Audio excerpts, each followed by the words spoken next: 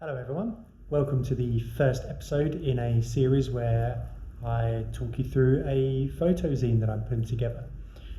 This is not a how-to video or anything like that, it's more of an exercise for me to analyse where I'm at with my photography and hopefully get a bit more articulate talking about my work and on camera, which I'm not very comfortable doing. Hopefully you guys will learn something as well. Why don't we just jump on the computer and have a look at this first set. Okay everyone, so let's take a look at some of the images that I took one sunny afternoon in Roppongi. So for those of you that don't know, Roppongi is an area of Tokyo, used to have quite a seedy reputation. It's still quite well known for its nightlife, strip bars, that kind of thing. But it's also more of a kind of arts and entertainment district. There's a lot of galleries, businesses in the area these days. But these photos aren't really about that. This is not a documentary or a commentary on Roppongi itself. This was just me having some time to spare one afternoon. So I popped into Fujifilm Plaza. I'm a Fujifilm user, and Fujifilm Plaza do free day rentals for lenses. So I picked up the 70 to 200 millimeter and thought I'd just have a little walk around and look for things that caught my eye. Practice. We're looking for colour, composition, things like that. So this first shot is something you wouldn't really associate Roppongi with. It's a random temple that I stumbled across. I quite like the decor on there. So again, just using the trees as a bit of framing. To be honest, it starts the zine because, frankly, it didn't really match with anything else that I had. So I'm focusing on diptychs for this particular zine. I'm quite interested in looking at the relationship between photos. So here on the left, we've got something that you might typically associate with Roppongi. That kind of caught my eye, this I guess kind of Marilyn Monroe-esque, rather faded and dated image, contrasting with the Mori Tower, one of the Mori buildings on the right. So this one on the right here, we're going for blue hues and playing around with perspective. So here we've got some lines coming up there, and across there, just to get that sense of scale. And I thought it made a kind of nice contrast between sort of old Roppongi and new Roppongi. And so the next two frames that I thought worked well together was a very quick grab of this guy getting into a taxi. I was particularly drawn into his hair. Quite a funky hairstyle he's got going off there. So I only managed to get the one quick frame. On its own, not an amazing shot, nothing great. And again, similar story to the one on the right. I was just practicing trying to catch very tight crops of people walking around, particularly drawn to this woman's coat. Furry coat was quite nice, the yellow. Found myself in a spot that had some nice sunlight reflecting in. And then as I was going through the edits afterwards, I kind of felt there was a bit of an association between the fur on the coat and the top part of his hair. And again, we got the yellow of the taxi, the yellow of the woman's dress, and I felt that they worked together quite well. Again, these two photos, focus is on the legs, quite obviously. Both taken at a crossing. Particularly drawn to this woman's stance. She had a very kind of, I don't know, kind of confident but also laid back stance compared with the woman's very kind of rigid stance on the right. And again, the hues work quite well together as well. There's a lot of brown in this woman's dress and the shoes.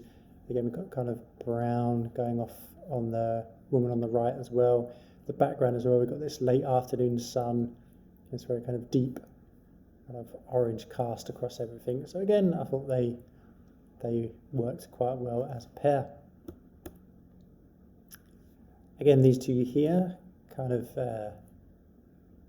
using the key colour of the orange or the yellow, I guess, in these two across here. Again, this woman as an image by itself, nothing great, just a tight crop of a woman with a nice bright drink, which again I think the eye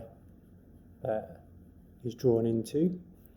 And this car coming on the right, again I was drawn to it by the strong yellow colour, and as a motorsport fan, quite enjoyed the fact that it was a Lancia Delta, which not an uncommon sight in Tokyo. It's not the first Lancia Delta I've seen. A lot of people in Tokyo do like their cars. Again, I didn't want to. Well, part of me wanted to do a nice, clean landscape crop of it coming in, just for a bit of car porn. But in the end, last minute, I quickly switched to the vertical composition because in my mind, I was trying to be quite disciplined with the shots that I got that day, all being orientated vertically, and I thought it just made a nice, a better composition overall, with the diagonal lines of the crossing coming in as well. Everything's kind of pointing towards that center point around here. And the next pair is just a couple of people coming up through a break of light from an elevator. Again, just playing with the light and the shadows. I thought that relationship worked quite well. There's a bit of using the dark framing allows you to kind of focus in more on the expressions. This woman, not entirely sure what she was doing. She could be coughing, she could be being a bit of a pensive look maybe. And the guy on the right, obviously engrossed in his phone, but again, I'm quite drawn to his attire. Nice bright red tie, quite striking. Engrossed in his phone. Okay, and then the next two photos, quite clearly, we're looking at hands. Guy on the left, coffee cup, very representative of business. There's a bit of a salaryman. He's got his suit and his coffee.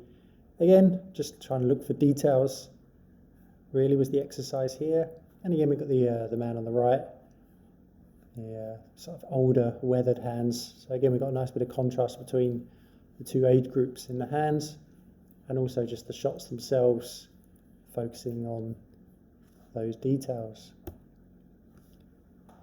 These two, not really much of a relationship going on per se. So I guess these two work more as individual photos. This photo on the left, I was trying to focus in on the curtain on the car. You see a lot of these cars. They're not taxis. I guess they're more kind of chauffeured cars. I'm sure there's a word for that. But yeah, just that little attention to detail you get in Tokyo. Just that little bit of class going on there. And the guy on the right, just salaryman, I guess. In fact, I didn't notice it before, but there's a Fujifilm box. I wonder if there's some nice cameras in there. But again, just a nice bit of framing, a little bit of an odd scene in Tokyo. And again, the woman coming on the right here. At first, I was like, got into my shot. But actually, on review, I think it adds a nice little extra element to the shot. Okay, again, these two, just being connected by the use of phones. Guy on the left taking a little break, engrossed in his phone. Woman on the right, off to work maybe, coming back from a lunch break, engrossed in her phone. Again, individually, nothing amazing. Although the one on the right, I was quite drawn by her blue jumper. I think that stands out quite nice. So again, nice, strong element there. And again, she's clearly going somewhere.